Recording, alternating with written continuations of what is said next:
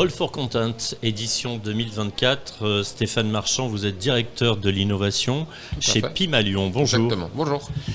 Pymalion, c'est qui? C'est quoi? Vous êtes où? Vous existez depuis combien de temps? Vous faites quoi? D'accord. Racontez-nous tout. Je vais essayer de me souvenir de toutes les questions. Donc l'idée, effectivement, Pymalion, on a été fondé en fin 2015. On est basé en Belgique, en banlieue bruxelloise. L'idée, surtout, c'était le fondateur a eu une agence de communication pendant 25-30 ans. Il sait exactement ce qu'est le problème à la base des retailers. Et l'idée par rapport à ça, c'était de mettre à disposition justement de toute une série de sociétés une plateforme qui permet de gérer le contenu. L'idée passe à partir du moment où on veut publier sur différents canaux. L'idée, le cœur même du problème, c'est d'avoir de la data, de la donnée qui est propre. C'est-à-dire, si on va, je prends un exemple, on met en avant une bouteille de Coca-Cola, il faut avoir son nom, il faut avoir le visuel, il faut avoir le bon prix. À partir du moment où on a toutes ces informations-là, on est sûr de pouvoir publier cette information sur n'importe quel canal, on aura la vérité. Et ça, c'est le cœur même de Pymalion. Alors, attendez, que je comprenne bien. On est dans le retail, donc on va prendre quelques exemples. Vous avez des clients comme Carrefour, j'imagine d'autres grandes marques de distributeurs. Ils font appel à vous, vous allez référencer tous les produits qui sont chez eux? Alors, l'idée justement, c'est le client qui va décider quel est le périmètre d'action de Pymalion. L'idée, c'est surtout de publier. Donc, j'ai dit, on est vraiment un moteur de publication et multicanal. Donc, ils vont pouvoir intégrer, eux, à leur guise, les produits qu'ils veulent dans la plateforme. Alors, on peut être connecté... C'est eux qui vont vous donner les informations dans un premier temps. C'est eux qui vont nous donner le périmètre d'action des informations. Donc soit on va être connecté à ce qu'on appelle un ERP, donc le système qui va permettre de référencer tous les produits d'un point de vue technique et logistique chez eux. Ça, c'est la première chose. Et alors, on aura 100% du référentiel. Soit, sur d'autres clients, c'est uniquement les produits en promotion. Et donc, ils vont nous fournir des exports de données. Enfin, ils vont intégrer eux-mêmes dans la plateforme des exports de données. Ou alors, ça se fait de manière totalement automatique, où eux, ils déposent, par exemple, sur un serveur, un fichier avec 60 000 produits toutes les nuits. Et nous, on vient emmagasiner ce genre de choses. Si vous pouvez nous donner un exemple d'une réussite client, par exemple, utilisant vos solutions chez Pymalion. Globalement, effectivement, le cas Carrefour Belgique, parce que nous, on existe depuis 9 ans. Ça fait maintenant plus de 8 ans qu'on a le cas Carrefour Belgique. Alors au début, on l'a dit, il y a un problème pour arriver à structurer la donnée et un problème de refaire souvent ce qui existait déjà avant. Et donc, on va avoir des produits. Ces produits sont, comme je l'ai dit, traités de manière technique et logistique. Donc on n'a pas forcément un libellé qui est compréhensible pour un consommateur. Dans Pymalion, à partir du moment où on va le faire une fois, il va retenir cette information-là. Et chaque fois qu'on va le publier, on aura une information qui sera clairement compréhensible pour le consommateur. Par exemple, pour la PLV, la promotion lieu de vente, ils font justement des images A6, ils vont jusqu'à faire des grandes têtes de gondole. Ça, c'est comme ça qu'ils fonctionnent sur un ensemble de produits qui sont mis en promo cette semaine-là. Carrefour, avant, avait 2 agences ennemies qui travaillaient simplement sur, on va dire, la génération de cette PLV. Aujourd'hui, à partir du moment où la publication, le tract est fait dans Pymalion, on sait quels sont les produits qui vont être mis en avant cette semaine-là.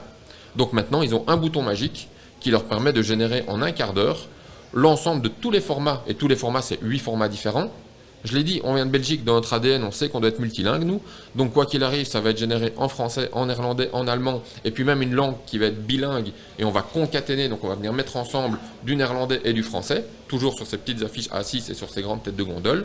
L'idée, donc comme j'ai dit, dans 8 formats. Donc si on prend plus ou moins 1000 promos par semaine chez Carrefour en Belgique, on arrive à 1000 x 8 x 4, on a 32 000 fichiers PDF, 32 000 fichiers JPEG, plus de 60 000 fichiers générés en un quart d'heure. Ce qui veut dire concrètement qu'en fait Carrefour, pour ne citer que, effectivement on les a pris comme exemple, mais ils vont en temps réel vous donner des informations différentes chaque jour pour que vous puissiez réactualiser tous les formats, toutes les communications possibles pour tous leurs magasins.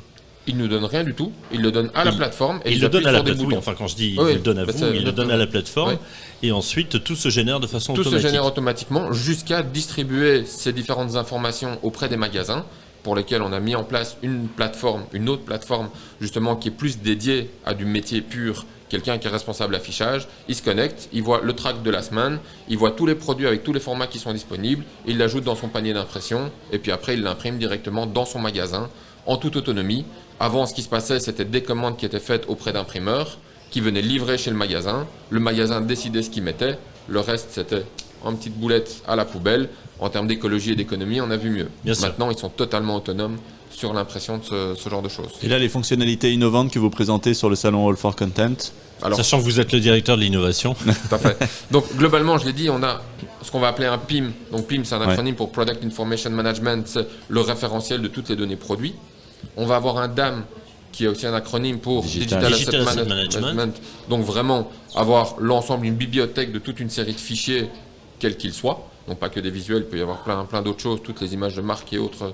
Voilà, mais l'idée par rapport à ça, on va venir assembler les deux pour savoir comment publier. Une des innovations, c'est de pouvoir activer n'importe quel canal comme on le souhaite. Si demain je veux faire un tract immersif, par exemple, ça va permettre justement de mettre en avant tous ces produits qui sont là sur un site web sur lequel on va pouvoir créer un univers. On va effectivement, bien entendu, tout le monde est là aujourd'hui et tout le monde a ça plus ou moins sur ses roll-ups, on fait de l'intelligence artificielle. Il faut savoir effectivement que aujourd'hui tout le monde utilise ChatGPT qui est dans les mœurs de tout le monde depuis un an et demi. L'idée, nous on travaille avec OpenAI depuis plus de 6 ans parce qu'à la base ils nous aidaient justement à qualifier des produits. On a aussi toute une fonctionnalité qui permet justement de pouvoir enrichir des produits sans forcément que ça vienne du client. Donc voilà, on a tout ça et effectivement l'intelligence artificielle nous aide depuis des années par rapport à ça. Mais bien entendu, comme tout le monde, et si on ne le faisait pas, ce sera assez étonnant, on fait de l'IA générative et donc on permet aussi de faire la description de produits. On permet de faire du détourage automatique et sur lequel on a fait et encore des démos aujourd'hui justement où on voit justement, souvent c'est les cheveux les plus compliqués sur du détourage à ce niveau-là. Et donc voilà, et on voit qu'on a un résultat qui est très acceptable pour arriver, alors peut-être pas en faire un abribus, on a bien compris l'idée, mais d'en faire justement un banner web par exemple. Et encore une fois, je parlais des canaux qu'on peut activer.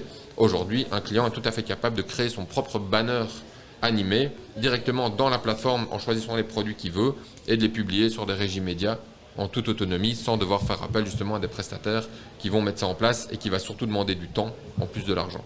Stéphane Marchand, merci. Je rappelle que vous êtes le directeur de l'innovation de PIM à Lyon. C'est bien ça.